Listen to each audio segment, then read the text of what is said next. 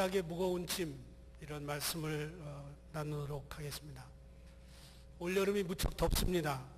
언제는 안 더웠는가, 어거스타가 그랬겠죠. 다 더웠을 겁니다. 온몸이 축축 늘어집니다.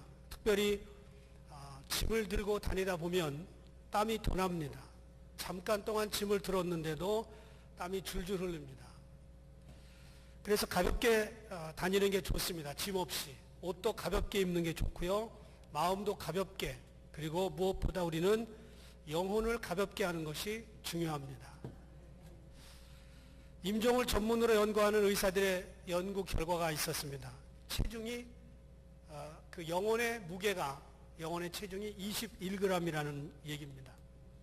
던컨 맥드걸이라고 하는 미국의 과학자가 초정밀 저울을 올려놓고 임종하는 그분을 올려놨습니다. 그래서 임종하는 순간, 목숨이 끊어지는 순간에 21g이 떨어진다는 것을 발견해냈습니다. 맞겠죠? 과학자들이 한 이야기니까.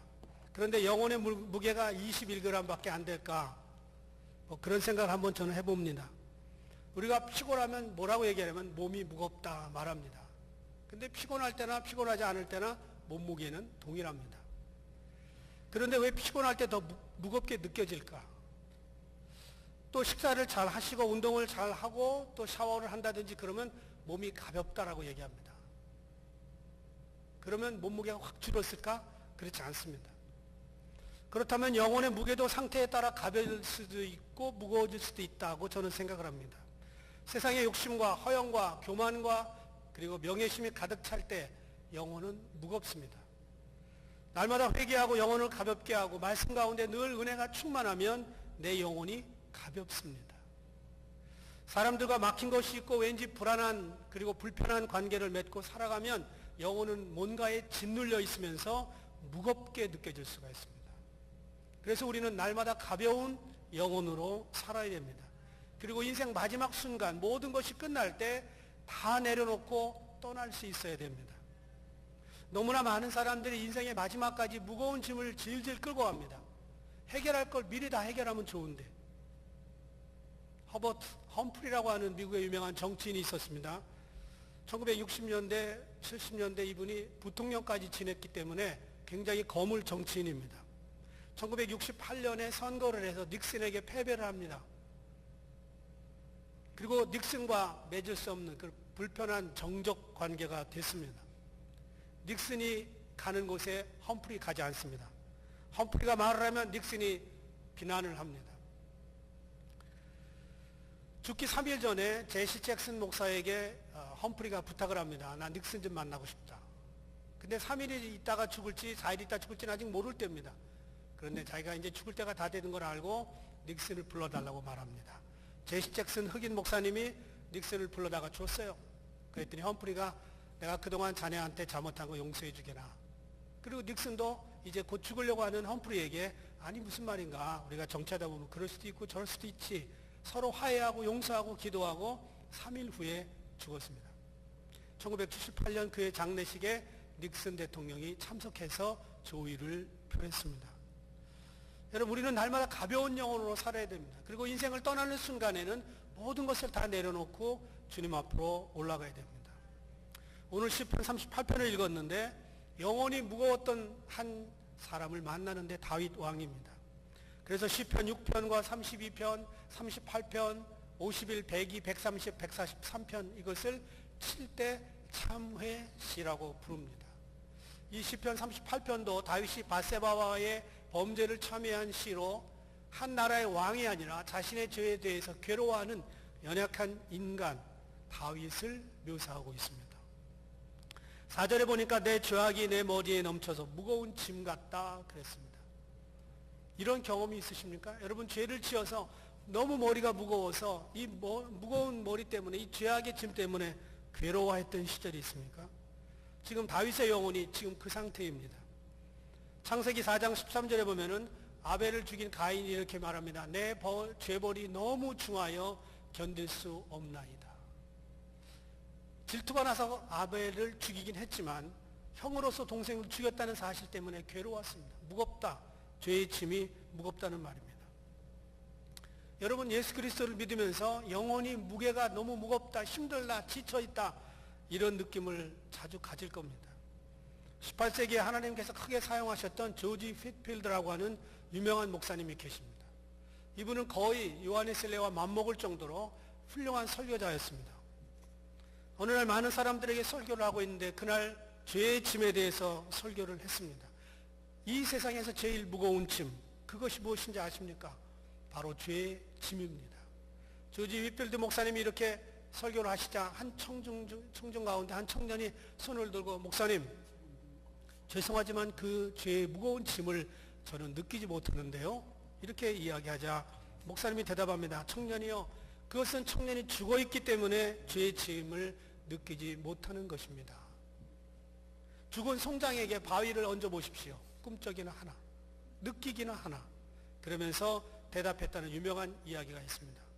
살아있는 성도들은, 살아있는 사람들은 죄의 짐에 대해 다 눌려 있습니다. 어떤 죄는 너무 무거워서 사람을 자살하도록 몰아갑니다. 어떤 죄는 너무 가벼워서 잊어버리고 살 정도입니다. 무겁든 가볍든 우리는 죄에 찌들어 있습니다. 다윗은 밧세바를 범하고 나서 그 죄의 무게가 머리에 넘친다고 고백합니다. 처음에는 아무에게도 들키지 않았습니다. 완전 범죄로 넘어가는 줄 알았어요. 그랬는데 나단 선지자가 찾아와서 지적을 합니다. 그때부터 괴로운 회개의 시간이 드러나기 시작합니다. 그리고 태어난 지 며칠 만에 아이가 죽었고요. 한동안 슬픔과 괴로움으로 고통스럽게 세월을 지냈습니다. 이런 죄의 결과가 바로 오늘 읽은 시편 38편입니다. 3절 보니까 내 살에 성한 곳이 없다. 죄 때문에 살에 성한 곳이 없을 수가 있습니다. 5절 내 상처가 썩어 악취가 나온다. 그는 영혼의 냄새를 맡을 수 있는 거룩한 코를 가지고 있었습니다. 6절 내가 아프고 심히 구부러졌다. 그의 몸이 힘들다는 말입니다. 7절 내 허리에 열기가 가득하고 내 살에 성한 곳이 없다. 8절 심히 상하였다. 이 말은 산산조각이 났다는 말입니다. 죄는 사탄으로부터 왔고 그 사탄은 죄 지은 영혼들을 산산조각 내고 싶어 합니다. 10절 내 심장이 뛰고 내 기력이 쇠하며 내 눈의 빛도 나를 떠났다. 죄를 지으면요 심장이 뜁니다.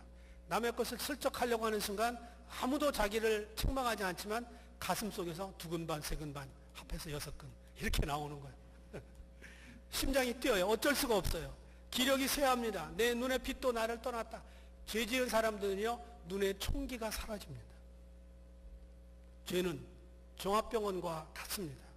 흠을 내지 않는 게 없고 온몸 구석구석에 상처를 내고 그리고 죄가 지나간 자리는 여름 들판에 태풍 지나간 것처럼 아무것도 남지 않습니다. 죄는 이렇게 육신에만 영향을 주는 게 아닙니다. 6절 종일토록 슬픔 중에 다니나이다. 죄는 우리 속에 있는 기쁨을 빼앗아갑니다. 그래서 육체와 정신이 병들고 하루 종일 돌아다니는 발걸음이 슬픔 가운데 다닙니다. 8절 내가 피곤하고 심히 상하였음에 마음이 불안하여 신음하나이다. 은혜 받으면요 육신이 좀 불편하고 피곤해도요 기쁩니다. 그런데 죄 가운데 가득하면 신음하고 피곤하고 상합니다. 죄는 단순히 영혼의 문제로 끝나지 않습니다. 육체와 정신까지 병들게 하고 아프게 만듭니다. 다윗은 하나님 앞에 철저히 회개하면서 자신의 영혼이 지금 멍들어 있다는 사실을 깨달았습니다. 그것은 자기 혼자만의 문제로 끝나지 않았어요. 11절 보니까 내가 사랑하는 자와 내 친구들이 내 상처를 멀리하고 내 친척들도 멀리 섰나이다. 죄는 인간관계까지 끊어버립니다. 자기 혼자 알고 있을 때 측근들 몇 사람만 알고 있을 때는 완전 범죄로 덮을 수 있었을 것 같았습니다. 그런데 나단이 탄로를 냈어요.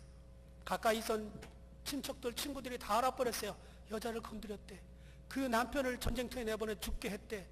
수근수근거립니다. 아무도 다윗 앞에 와서 얼굴과 얼굴을 대하여 핀잔을 주는 사람은 없지만 가족들, 친구들, 친척들이 다 얼굴을 돌렸습니다.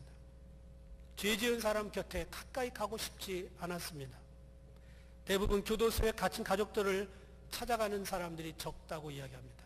끝까지 찾아오는 사람은 어머니와 그리스도인들 뿐이다. 그런 얘기가 있어요. 어떤 어머니는 자신의 옥바라지를 위해서 교도소 근처로 이사를 가서 자주 면회를 했다는 그런 이야기도 제가 들었어요.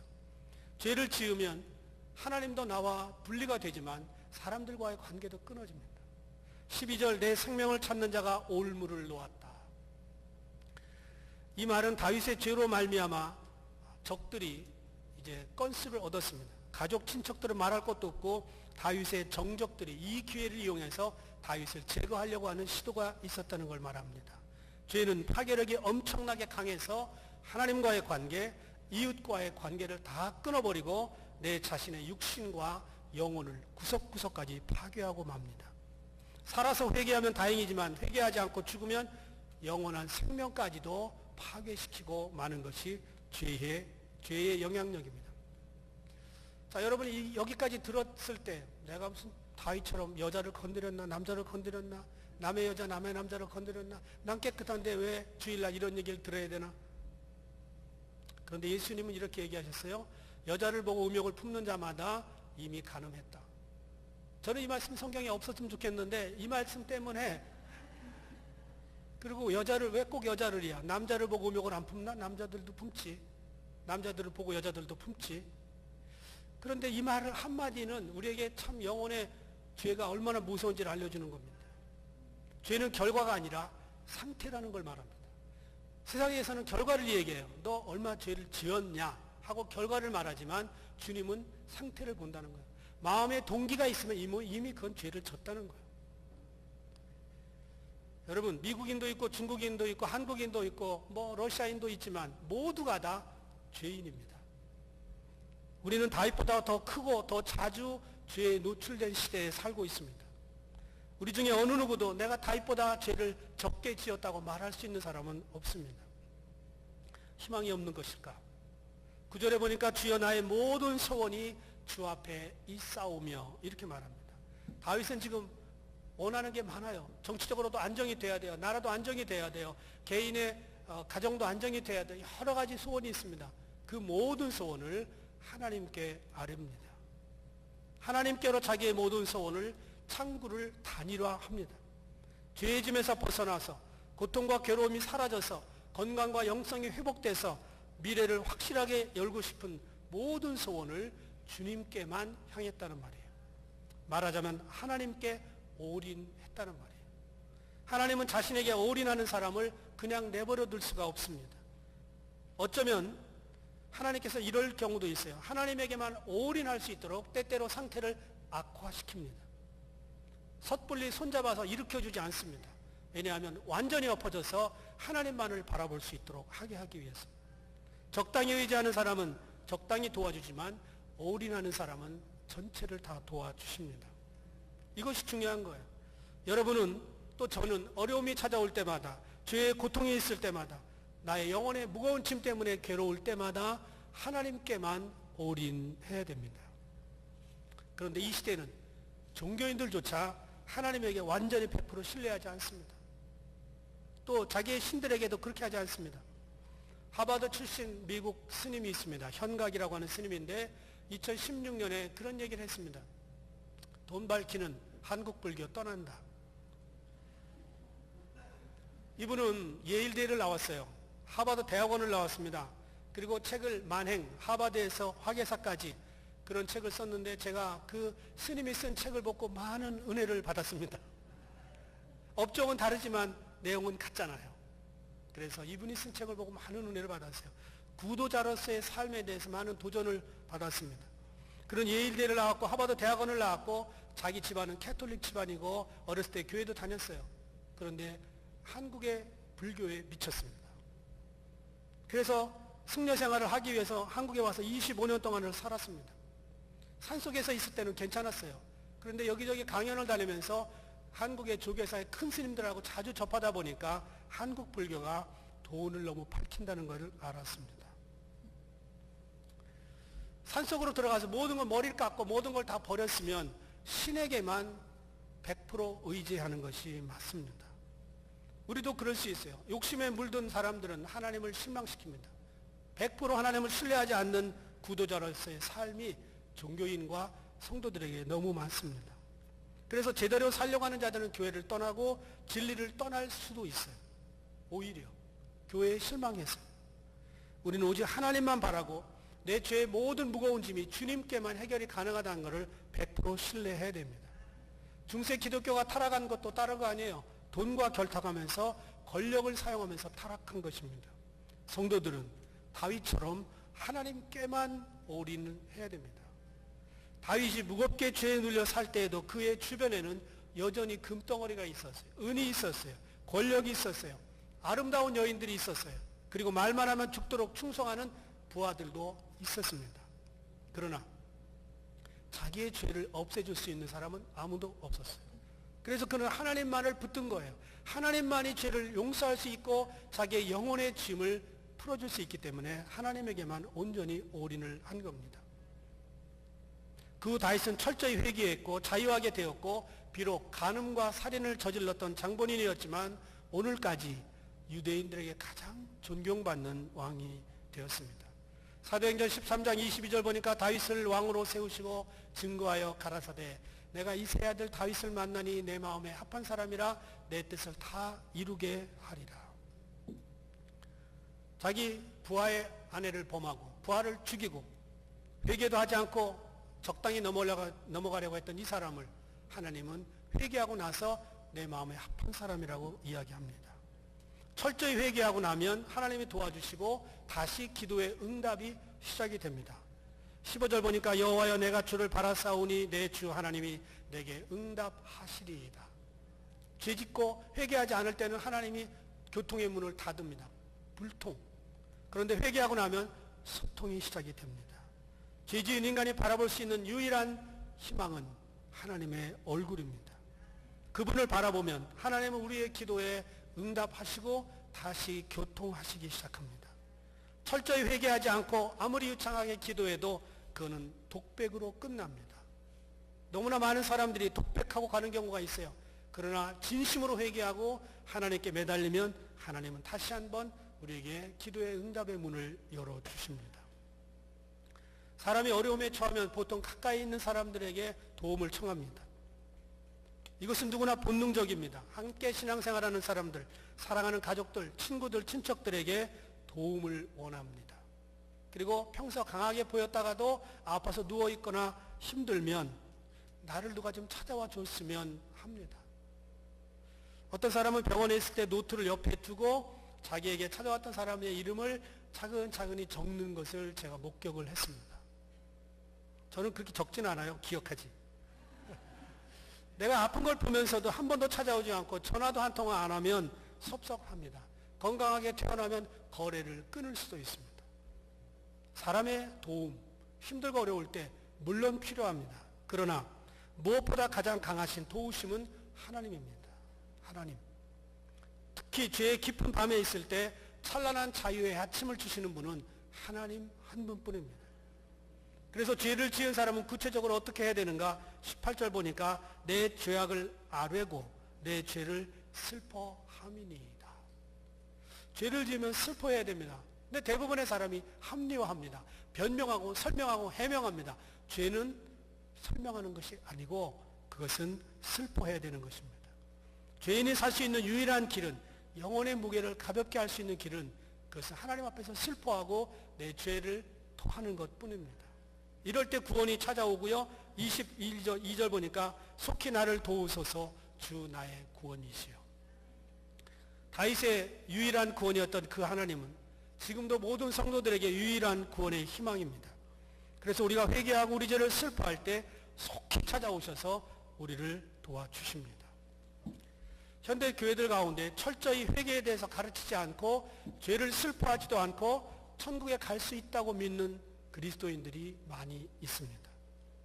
목사들도 회개에 대해서 자주 말하지 않습니다. 서로가 피곤한 주제를 피하면서 예수 믿습니다. 교회에서 회개가 낯선 과목이 되면 교회는 불행해집니다. 예수 잘못 믿는 겁니다. 잘못하면 목사도 죽고 성도들도 죽습니다. 그래서 우리는 날마다 회개해야 되고요. 철저히 죄를 그리고 회개를 101 과목, 첫 번째 과목으로 해서 우리 영혼의 무게를 날마다 가볍게 하는 일에 최선을 다해야 됩니다. 아무리 큰 죄를 지었어도 하나님을 바라보기 시작하면 희망이 시작되고요. 아무리 철저하게 무너져 내렸다 할지라도 다시 하나님을 붙들면 하나님은 일으켜 주십니다. 하나님이 나단 선지자를 보낸 이유는 다윗을 죽이려고 보낸 게 아니라 살리고 싶어서 보낸 겁니다. 오늘 현대인들 가운데 죄의 무게를 느끼지 못하고 사는 사람이 너무나 많습니다. 분명하게 죄를 지었는데도 변명으로 끝납니다. 설명으로 끝나려고 합니다. 자꾸 해명하려고 합니다. 그것은 동조를 받지 못합니다. 차라리 회개하는 게 더 빠른 겁니다. 동성연애가 죄가 아니라고 말하고 있어요. 무슬림들은 사람들을 잔인하게 죽이면서도 그것이 알라의 뜻이라고 말하고요. 일말의 회개도 하지 않습니다. 파키스탄, 인도네시아에서는 다른 종교인과 결혼을 했을 경우, 특별히 기독교인들과 눈이 맞아서 결혼을 했을 경우 종교의 이름으로 친딸을 죽이고요. 친여동생을 죽입니다. 그리고도 눈 하나 깜짝하지 않고 그것을 명예살인이라고 말합니다. 영혼이 죽었기 때문에 죄의 감각이 사라진 것입니다. 미국 UMC 교회가 2016년에 동성애자 목사를 감독에 선출했습니다. 2년 전에. 동성애자인 카렌 올리베토 목사가 미국 UMC 교회를 다스리는 감독이 된 거예요. 15명의 신임 감독 중에 이 여자가 감독이 됐어요. 자기가 카운셀러 일할 당시에 만났던 로빈이라고 하는 여자와 이제 결혼을 했습니다. 이날 기자회견에서 다른 전임 감독이었던 하기야 감독에게 기자들이 물었습니다. 올리베토 감독이 선출된 의미를 말해달라. 그때 하기야 감독이 이렇게 말합니다. 올리베토 감독의 선출은 성령께서 하신 일입니다. 저는 그 기자회견을 듣고 이게 제정신으로 하는 말인가 제 귀를 의심했어요. 성령이 동성연애자를 감독으로 선출했다니. 이게 현실입니다. 그것이 죄인 줄 몰라요. 그리고 그것이 죄가 아니라고 말하고 그것이 성령께서 하신 일이라고 말합니다. 성경을 읽고 전하는 목사이면서도 전임 감독이면서도 죄의 무게를 전혀 느끼지 못합니다. 왜 그럴까요? 영혼이 죽었다는 것입니다. 회개를 모르고 종교생활을 하고 있는 것입니다. 그건 자기도 죽이고 자기 성도들도 죽이는 일입니다. 여러분, 지금 우리가 많은 분들에게 앉아있는데 하나님께서 몇 사람을 선택해서 너는 죄에 대해 이야기해야 된다 이렇게 얘기해요. 그게 저예요. 그게 부목사들이고 다 우리들 사역자들입니다. 공개적으로 서서 타협하지 말고 분명하게 죄의 위험과 죄의 결과를 지적하라고 저를 보낸 겁니다. 저는 여러분과 좋은 얘기를 적당히 하다가 천국 가고 싶지 않아요. 어쩌면 분명하게 죄를 지적하고 그리고 거추장스러운 그런 죄를 다 벗어버리고 좀 부담스러운 짐들을 떨구고 하나님 앞에 가기를 원합니다. 그것이 저의 할 일이라고 저는 믿습니다. 한국의 무디라고 불리었던 이성봉 목사님이 계십니다. 한국교회 대표적인 초대교회 부흥사였습니다. 이분의 말씀을 듣고 수없는 사람이 가슴을 치고 회개를 하고 띵글띵글 구르면서 하나님 앞에 회개했습니다. 그런데 본인은 정작 예수 믿기 전에 어렸을 때부터 교회를 다녔지만 예수님을 만난 경험이 없었던 사람입니다. 여학생들을 만나려고 교회를 갔어요. 그리고 예배에 참석하면서 여학생들과 시간 보내는 걸 좋아했어요. 설교 시간에는 늘 졸았어요. 부흥회 때 부흥 강사한테 칭찬받기 위해서 얼굴에다 침을 바르면서 회개했던 사람이에요. 헌금 시간에는 빈손으로 주머니에 넣었다가 돈 없어요. 돈 없는 빈손을 주머니에 이렇게 헌금 주머니에 넣었다가 빼면서 나는 헌금을 했다 이렇게 스스로 위로했던 사람이에요. 그리고 나머지 시간 다 돈 버는 일에만 관심을 가졌어요. 어느 날 어머니가 말리는데도 불구하고 주일날 예배드리지 않고 평양에 과일을 팔러 갔습니다. 과일을 팔아서 번 돈으로 거나하게 한 잔 술을 마시고 집으로 돌아오는 길에 갑자기 오른쪽 다리가 아프기 시작합니다. 더 이상 걸을 수 없어서 병원에 갔더니 골막염, 다리를 잘라야 된다는 거예요. 지금 같으면 치료가 가능했지만 옛날에는 의술이 발달하지 않아서 그는 다리를 잘라야 됐습니다. 병상에 누워서 3년 동안 치료받는 동안에 어머니가 찾아와서 이렇게 말합니다. 회개해라. 회개하라. 아픈 아들에게 철저히 회개하지 않으면 너 죽는다. 이렇게 얘기했어요. 그래서 어머니의 말이 섭섭했지만 그 병상에서 3년간 회개합니다. 그러면서 이렇게 얘기했어요. 요만큼 살다가 죽는 것을 이렇게 죄를 많이 지었던 거. 나는 이 죄로 인해서 영원한 멸망의 구렁텅이로 빠지고 마는구나. 오 하나님이여 나를 이 죄악에서 건지소서. 어머니의 권면에 따라 철저하게 회개하고 27살에 은혜 받고 신학교에 갔습니다. 열심히 신학을 공부하는데 또 죄가 생각이 나요. 그래서 유명한 기차표 회개 사건이라는 그거를 기록하고 있습니다. 이분이 14살 때 기차표를 타면서 키가 조금 작았기 때문에 자기는 12살이라고 그래서 12살까지는 반표를 받습니다. 그래서 반값을 내고 갔는데 그게 생각이 나는 거예요. 그래서 편지를 썼습니다. 그리고 4배에 그때 그 값에 4배를 넣어서 역장에게 보냈습니다. 역장이 편지가 왔습니다. 세상 사람들은 남을 속이지 못해서 애쓰는데 당신은 어쩌면 그렇게 10여 년 전에 지은 죄까지 회개하느냐. 당신이 믿는 종교가 참으로 자랑스럽다. 당신 같은 사람만 있으면 경찰서가 무슨 소용이 있고 재판관이 무슨 필요가 있으랴. 이 사실은 시일이 이미 지났고 문서를 찾아볼 때도 없다. 그리고 4배의 값을 이미 치렀으니 당신 학비에 보태 쓰시오 하고 도로 돈이 왔습니다. 그는 철저한 회개를 통해서 37년간 한국 전국 방방곡곡을 다니고 만주와 일본과 미국까지 와서 부흥회를 하면서 수많은 신유의 기적들 그리고 이적들을 많이 일으켰습니다. 그리고 그는 설교할 때마다 이렇게 말합니다. 죄 지은 사람이 지옥 가는 게 아니라 회개하지 않은 사람이 지옥에 가는 것입니다.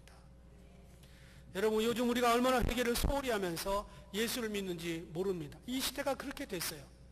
교회들마다 영적 감각이 떨어졌고 회개에 대한 민감성이 많이 사라졌습니다. 우리는 몸만 다이어트 하려고 매일 저울에 올라갑니다. 그리고 눈금이 조금 떨어지면 기뻐하고 조금 더 올라가면 슬퍼합니다. 그런데 영혼의 무게도 그렇게 잴 수 있으면 얼마나 좋겠어요. 잴 수 있는 메저링 툴이 있을까요? 있습니다. 우리는 날마다 주님 앞에 서서 우리의 죄를 회개하고 가볍게 살아야 됩니다. 더운 여름 옷만 가볍게 입을 것이 아니라 우리의 영혼도 늘 가벼워서 주님이 부르시는 어느 순간 우리는 다 자유롭게 주님 앞에 설 수 있기를 주님의 이름으로 부탁을 드립니다. 기도하겠습니다.